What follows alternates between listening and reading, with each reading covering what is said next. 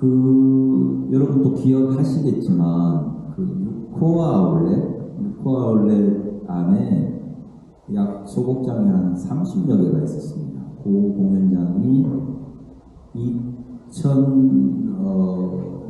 2005년부터 시작해서 2015년까지 30여 개가 참으로 왕성하게 활동을 했습니다.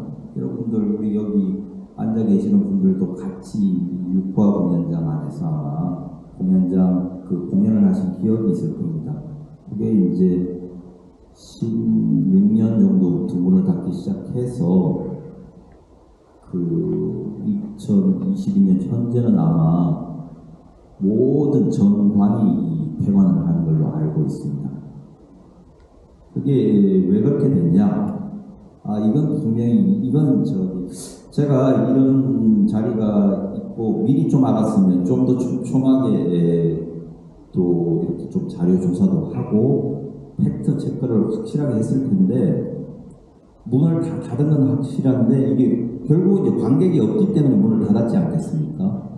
왜 관객이 없냐라고 했을 때, 저는 이건 개인적인 의견이긴 한데 두 가지라고 봅니다. 하나는 2000년의 출생률하고 지금 2015년, 16년, 지금 2020년까지 애기들이 요즘 지금 출산율이 정말 부부가 결혼을 해도 한 명을 치료받고 있지 않으니까 자연적으로 이게 이제 관객이 감소됐다라는 거 하고, 또 한 개는 저희 무료 공연이 굉장히 많아졌습니다. 예를 들면 유코아 입장에서는 아마도 힘들었을 거예요. 대체수도 줄었죠. 그 다음에 이제 빅3 백화점 있지 않습니까? 롯데백화점, 현대백화점, 신세계백화점은 거기에다가 전부 이제 문화센터를 만들고 문화 공연장을 만들고는 그쪽은 돈을 받지 않습니다. 다 무료로 공연을 했습니다. 여러분도 다 기억하고 계시지 않습니까?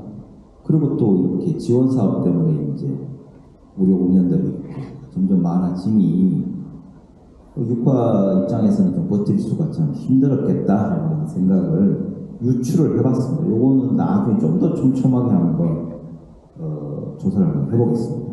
다음 페이지. 그래서 이제 결론은 이런 겁니다.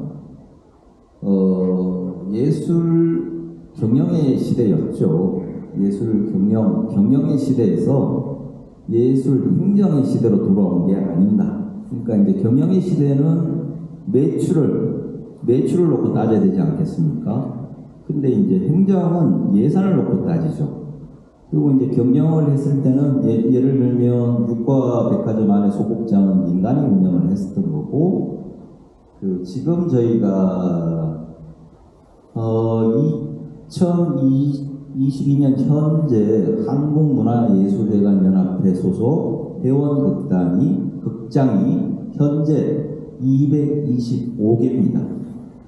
그러니까 한문연, 옛날엔 전문연이었죠. 전국문화예술회관연합회 극장이 이제 96년 지방자치시대와 발맞추어서 시작했는데, 그게 기하급수적으로 늘어납니다. 각 지자체마다 그렇게 이제 공연장을 다 지어놨죠. 여러분들 이제 같은 이야기 듣고 계실 겁니다. 저희는 인형극은 딱히 공연할 장소가 마땅치 않고 불러주는 것도 아주 많지 않은데, 공연장에 가서 담당하시는 선생님들을 만나서 말씀을 나눠보면 할 공연이 없다고 그랬습니다.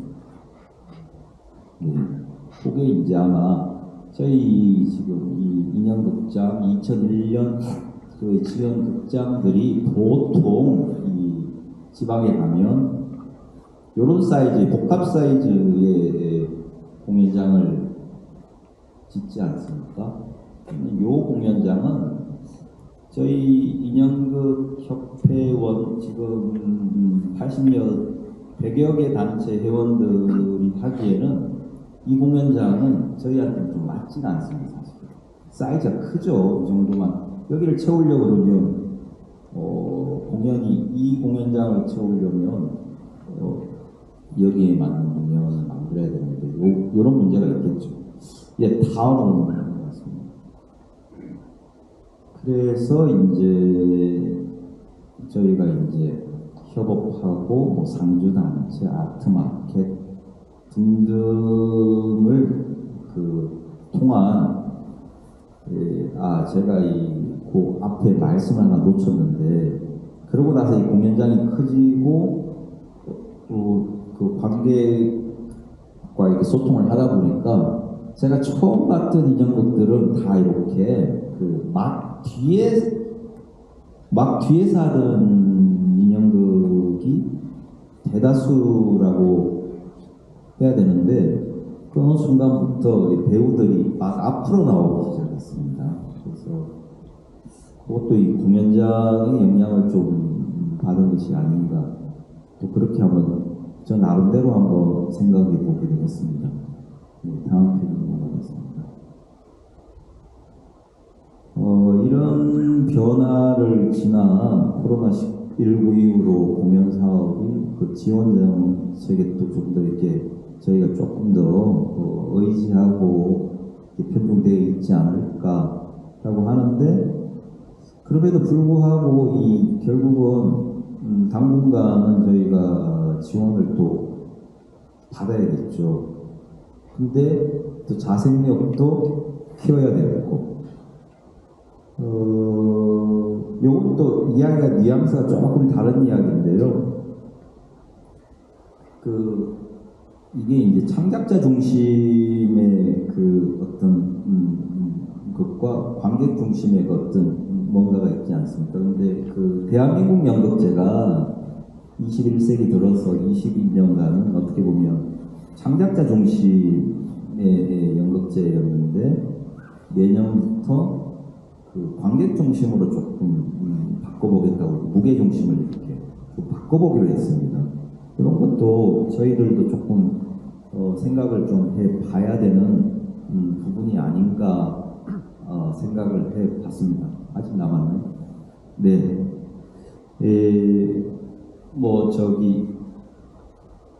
드릴 말씀을 정리해서 드리자면 많은데 요 정도로 해서 두서없이 이렇게 했던 말을 맺을까 합니다. 결국은 협력하고 상생하고 공존해야 된다. 누구랑? 정부, 지자체, 기관, 그 다음에 중간에 있는 협회, 저희 국제단체, 유니마, 그 다음에 축제, 그 다음에 네트워크, 이런 부분들이 다들 이렇게 좀 조화롭게 서로가 이렇게 잘 연결이 되면 잘 위기를 극복하고 아까 옆에 선생님께서 일본 어딘가에 갔더니만 모든 층층이 이렇게 잘 되어 있더라고 말씀하셨는데 동경을 가셨으면 아마 북구 극장이 아닌가 유추가 되고 오사카를 갔으면 크라르테였을 테고 그런데 이제 저도 그런 생각을 해봤습니다. 일본에 가면 어떤 큰 도시별로 한 30명 이상의 식구들을 거느린 인형극단들이 이렇게 있는데 꽤 있죠. 근데 왜 한국은 어떻게 따지면 충분히 가능한데 아직 그런 대형 인형극단들이 나타나기가 힘든 구조일까? 이건 어떻게 보면 이제 좀 구조적인 문제다라는 생각을 했습니다.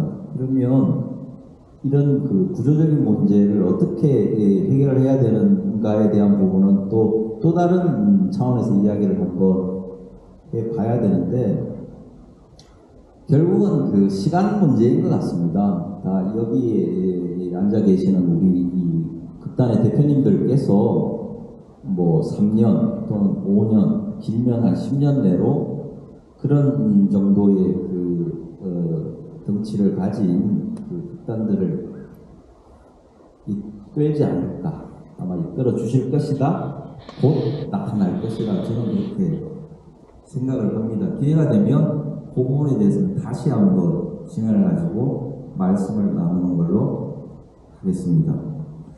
저희가 조금 하라고 영상 하나 준비했습니다. 곰 발바닥을 누르면 된 거라고 말씀을 하셨는데 곰 발바닥이 어디 있을까?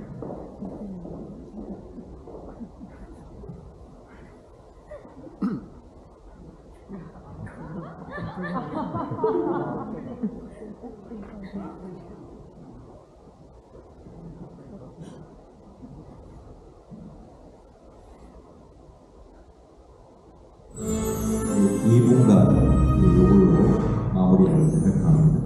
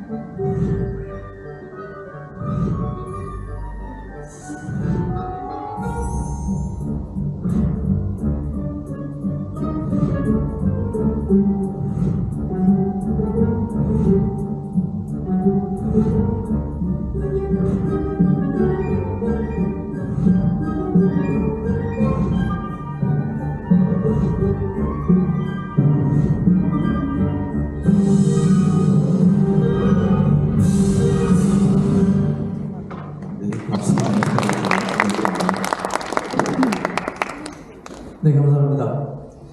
신정길 대표님께서 꽉 채워서 말씀해 주셨는데, 처음으로 조금 90년대 이후에 단체들과 극장, 사라고 할까요? 일관을 해주셨습니다. 바이러스와의 전쟁이 어떻게 사이사이에 끼어서 어떤 변화들이 일어났는지, 또는 한문연 회원사 225개인데 지금 극장 300개가 넘죠. 그런 공연장의 증가로 인해서 또 어떤 이런 변화가 있었는지, 또 이제는 중심의 이동도 생각해봐야 되지 않느냐 하는 그런 말씀, 또 마지막으로 인형극단의 영세성에 대한 부분을 어떻게 극복해야 될 것인가